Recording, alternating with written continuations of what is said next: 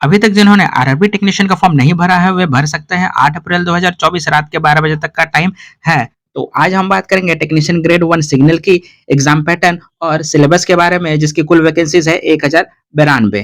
Technician grade 1 signal का exam 100 marks का होगा और 90 मिनट्स दिए जाएंगे। साथ ही रॉन्ग आंसर पे 1/3 मार्क्स काट लिए जाएंगे, यानी हर 3 गलत पे एक पॉजिटिव मार्क्स कट जाएंगे।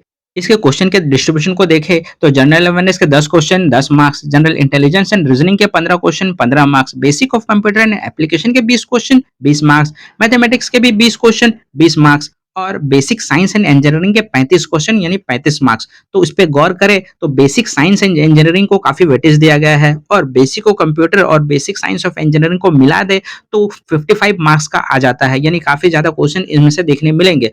जबकि जनरल अवेयरनेस के सिर्फ 10 और रीजनिंग के 15 यानी मिला दे तो 25 क्वेश्चन इन दोनों पार्ट में आएंगे।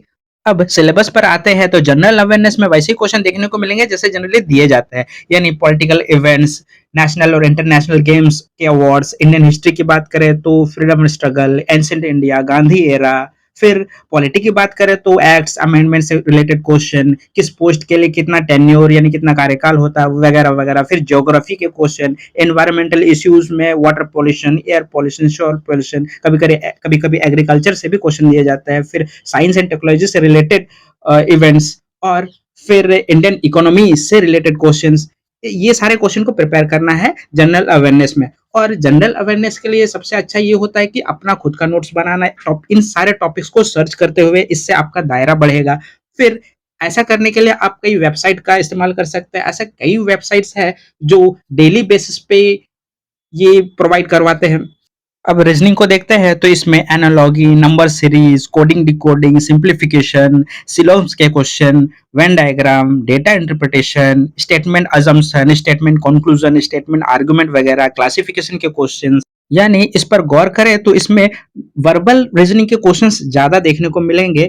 फिर basic of computer and application में देखें तो आर्किटेक्चर ऑफ कंप्यूटर्स, यानी माउस, कीबोर्ड, मॉनिटर, सीपीयू, ये सारे जो इनपुट आउटपुट डिवाइस है ये। फिर स्टोरेज डिवाइस, नेटवर्किंग के क्वेश्चन। फिर ऑपरेटिंग सिस्टम में जैसे दिया है कि यूनिक्स के क्वेश्चन, लिनक्स, एमएस ऑफिस के क्वेश्चन, जिसमें एक्सेल से काफी क्वेश्चंस पूछे जाते हैं। फिर इंटरनेट से रिलेटेड क्वेश्चंस यानी वेबसाइट वगैरह। फिर ईमेल से क्वेश्चंस, कंप्यूटर वायरस के क्वेश्चन। और कंप्यूटर में जैसे दिया गया है कि basic of computer application topic है तो बेसिक क्वेश्चन ही करना है, फंडामेंटल क्वेश्चन करना है, वैसा क्वेश्चन ज्यादा करना है जो आपने सुना तो है पर उसके बारे में जानकारी नहीं है। और कंप्यूटर में एब्रिविएशन से रिलेटेड क्वेश्चन भी दिए जाते हैं, फुल फॉर्म्स वगैरह। फिर ऑपरेटिंग सिस्टम से क्वेश्चन दिया जा रहा है तो कमांड से क्वेश्चन रहेंगे, इंपॉर्टेंट कीज वगैरह जो होते हैं उससे क्वेश्चन रहेंगे।